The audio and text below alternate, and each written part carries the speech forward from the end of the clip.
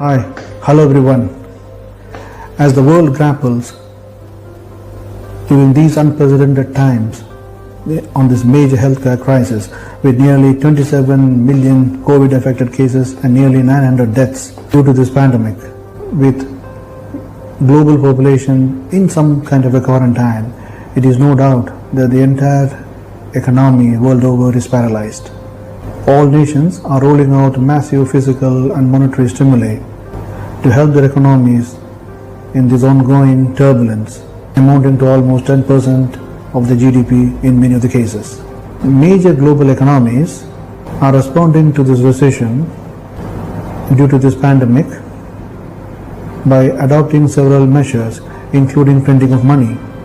The US, the Bank of Japan, the Bank of Australia and Canada, the Bank of England, and even emerging economies like Turkey and Indonesia are printing money to bring economy back to life. The COVID-19 spread meant that the Indian economy, which is already slowing down rapidly over the last couple of years, has completely stalled.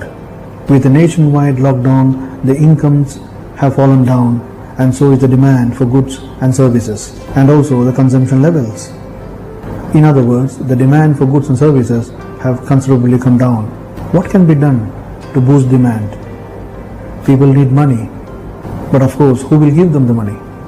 For its part, the Reserve Bank of India has been trying to boost the liquidity in the financial system by way of purchasing bonds.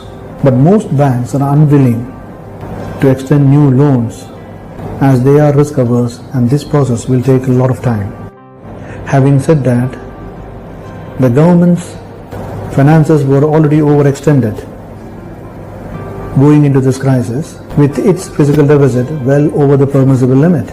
As things stand under normal circumstances, just because the economy has stalled and government does not have enough revenues, the fiscal deficit is expected to go up well above the permissible limit of 6% to nearly 15% of the GDP.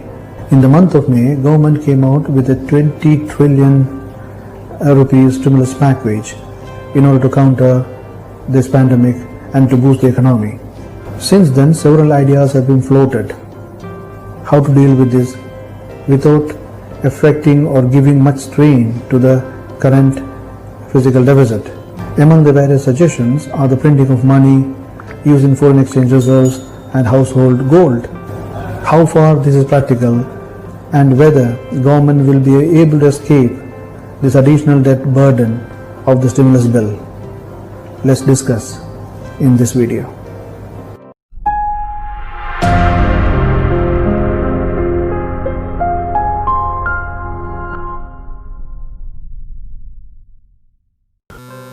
To begin with, we should see why the developing economies are printing money.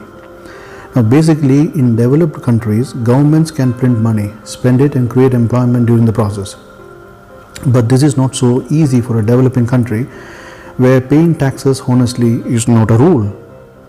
Continuing with the above point, it is important to understand that countries like the US and the UK have currencies which are international reserve currencies and has a great demand for these currencies around the world. Moreover, the interest rates are lower due to COVID. Hence, these economies are printing money. Also, the US dollar is deemed to be the global safe haven. Hence, there is demand for the US dollar globally. This allows the US Federal Reserve, the central bank of the country, to print money without having to face any negative repercussions for the same. So what applies to the US dollar applies to currencies of other developed countries as well, including assets denominated in UK pounds, Canadian and Australian dollars, Japanese yen and European euros, and because of this high desirability, these countries also print money. Over a 3.5-month period, the US Federal Reserve, the American Central Bank, has printed over $3 trillion to counter the economic impact of COVID-19. Now, how do they put this money into the economy? Now, the Fed prints money, or actually creates it digitally, and then uses that money to buy bonds. If you see in the month of February, the size of the Federal Reserve's balance sheet was 4.16 trillion. By mid-June, this had jumped to almost $7 trillion. Hence, over a period of 3.5 months, the Fed printed and pumped nearly $3 trillion into the economy. This money was pumped into the economy by buying bonds from various financial institutions, and the reason for doing so was to bring down the interest rates with the hope that people and businesses borrow and spend more, and by doing so revive the American economy. And has this printing really helped the economy? In fact, even after printing money, the objective is not clearly achieved due to the fact that the extent of the downturn and the pace of recovery remain uncertain. This could only be possible when people are absolutely confident that it is safe to once again re-engage in a broad range of activities. The severity of the downturn will also depend on the policy actions taken at various levels of the government to provide relief and to support the economic recovery. Various governments have at various times tried various means of reducing the impact of a high fiscal deficit. One method is to simply default on government debt. In modern times, sovereign default has happened most often in Latin American and Caribbean nations, and quite a few times in Africa as well. It also occurred in Russia in 1998 and in Greece and in the Ukraine. Having said that, India has never defaulted on debt, and government finances are nowhere near bad enough to make that likely. Now, what is the present situation in India? In India, there has been very little production and significant drop in non-essential consumption beyond food, medicine and a few other items. And due to this, the tax collection of the central government through excise duty and the GST has reduced substantially, or to say collapsed. In the post-COVID world, given the fact that foreign trade has been badly impacted, there is enough reason to believe that tax collection through the customs duty has also reduced substantially as well. The recent massive increase in the excise duty on petrol and diesel perhaps brings some breathing space for the central government. Adding to this is that the state governments are also not earning much taxes either. Earlier, private vehicles were barely moving around due to lockdown. In fact, now it has started moving. Hence, the sales tax and value-added tax collected on the consumption of petrol and diesel by state governments has taken a hit, despite the fact that there has been an increase in the sales tax, VAT on petrol and diesel. The stamp duty collected on real estate transactions, either through sales or rentals, which are barely happening, has also come down dramatically, and with no vehicle sales, no money is being earned through vehicle registration either. Nearly 4 months alcohol shops were also shut, and state governments lost out on all the tax earned through this route as well. Hence, both the central government and state governments have a very little money coming in through the tax collection route. But other than fulfilling its regular expenditures, for example salaries, pensions, debt service, etc., this is also the time when the government is expected to act as the spender of the last resort. Private sector spending has dramatically reduced, and the government needs to spend money so as to get the economy running back again. But how does the government spend money if it does not earn it? So when government needs money, there are only 3 ways the government can get money. These are, first is the austerity measures, that is cutting down on the expenditures. Second is through borrowings. And third is that the government will need to print more money. Now, cutting down on expenditure is not that easy, and it needs a lot of political will to do so. Another way of doing would be to increase the taxes and pay off the debts. The government is also seeking loans from multilateral institutions such as World Bank and Asian Development Bank so as to bolster its effort to fight the pandemic. The government borrows by selling bonds which pay a certain rate of interest. These bonds are bought by banks, insurance companies, mutual funds, etc. Borrowing at this stage is also not easy, as it will come with higher rate of interest, and many are not willing to lend so. The government is also trying to disinvest some of the public sector units so as to cut down expenditure and earn more money. Moreover, for the government to borrow the money, the market should have it as savings. Various data shows that savings of domestic households have been faltering and are barely enough to fund the government's existing borrowing needs. Foreign investors are also pulling out and rushing to safer economies like the US and are unwilling to lend it in times of such uncertainty. So there is not enough money in the market for the government to borrow. Moreover, as the government borrows more from the market, it pushes up the interest rate, Presently, the interest rates are much lower. As such, within the normal economic framework, things can only get worse before they get better, and the process of recovery could be slow.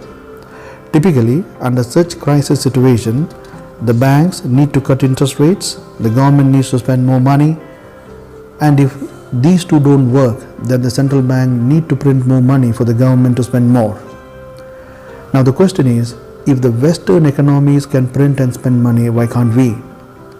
The Bank of England in the month of April extended direct monetization facility to the UK government. Has India ever done this in the past? The answer is yes. Until 1997, the RBI automatically monetized the government's deficit. However, direct monetization of government deficit has its downsides. In 1994, Manmohan Singh, former RBI governor and then finance minister, and C. Rangarajan, then RBI governor, decided to end this facility by 1997. Now, though even Mr. Rangarajan believes that India would have to resort to monetizing the deficit, monetization of the deficit is inevitable. Such a large increase in expenditure cannot be managed without monetization of government debt. Then why is it that the government not ask the RBI to print new money? There are several reasons to this. First is the tax avoidance. This is something that applies to India given the general tax avoidance and the fact that the informal economy forms a large part of the overall economy. Hence, the Indian government cannot print money and spend it the way as governments of more developed nations can. In order to do so, it needs to basically reduce tax evasion and formalize more of the informal sector. This will ensure more demand for the Indian rupee and increase the government's ability to print it as and when required. Of course, this can't happen overnight as it calls for real economic reform, ease of doing business and cleaning up the financial system. This will then encourage increased activity, which will end up creating more demand for the Indian rupee. Having said that, this also needs a lot of political will too. Second is the inflation. Anyone who has the basic understanding of economics knows money printing can lead to higher inflation. Inflation is the increase in the price of goods and services over time. It's an economic term that means you have to spend more money to buy a gallon of milk or to fill your gas tank, etc. Inflation increases your cost of living as it reduces the purchasing power of each unit of currency. The logic being that as too much money chases the same amount of goods and services, the prices go up. It might not be effective for the government to simply increase its spending. This could result in inflation, as sellers would accept more domestic currency only at higher prices. When a whole country tries to get richer by printing more money, it rarely works. Because if everyone has more money, prices go up instead, and people find they need more and more money to buy the same amount of goods. This happened recently in Zimbabwe in Africa and in Venezuela in South America when these countries printed more money to try to make their economies grow. As they printed more money, the prices rose faster and these countries started to suffer from hyperinflation. It is said that during hyperinflation in Zimbabwe, a piece of whole bread price was around 15,000 Indian rupees. Venezuela tried to protect its people from hyperinflation by passing laws to keep a low price on things people need most, like food and medicines. But that just meant that the shops and pharmacies ran out of those things.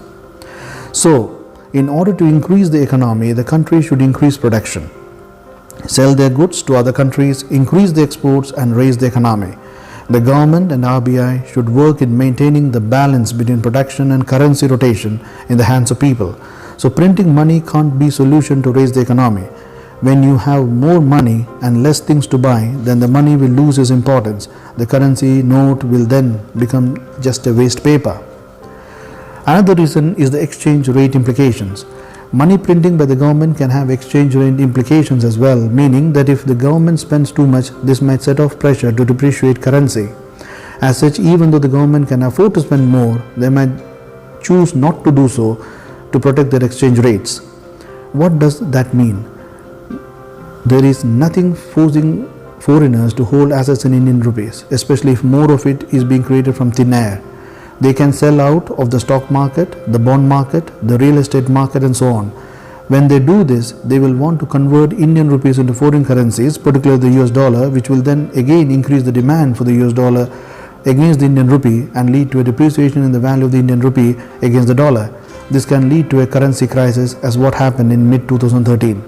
This is not a situation the government would want the economy to end up, given the shape of Indian banks and non-banking financial companies which remain shaky as of now. Continuing with the above point, it is important to understand that countries like the United States and the United Kingdom have currencies which are international reserves currencies and has huge demand across the globe. This does not apply to the Indian rupee. Any hint of direct money printing by the RBI to finance government expenditure might lead to foreign investors leaving the country.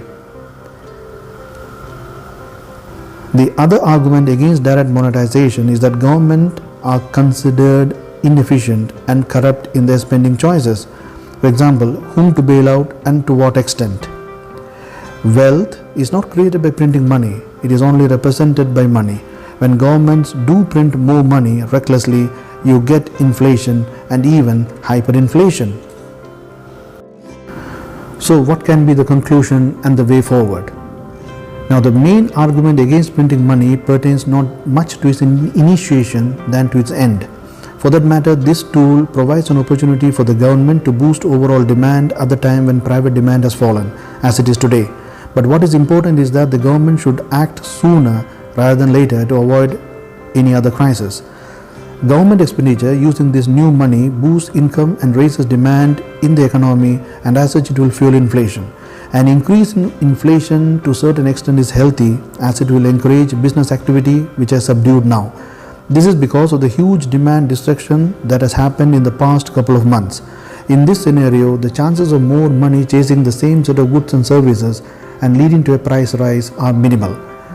This makes sense to a large extent because the capacity utilization of manufacturing companies surveyed by the RBI for October to December 2019 was only 68%, which basically means that nearly 1/3 of the capacity of these companies is unutilized.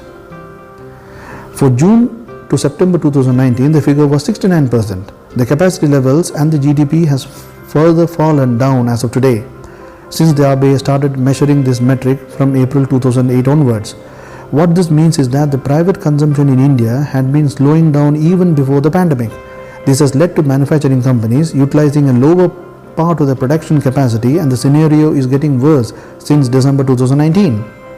Considering the present situation, if money printing leads to an increase in demand, Indian manufacturing companies are in a position to increase production quickly without having to increase prices. Hence, this is one point which favors money printing, not creating inflation. But it is also important that if the government does not stop putting in more money on time, then more money that is put in the economy will flood the market and create high inflation. It is pertinent to mention that high inflation and high government debt provide grounds for macroeconomic instability. Of course, until now, there is no direct money printing that the RBI has carried out to finance the government.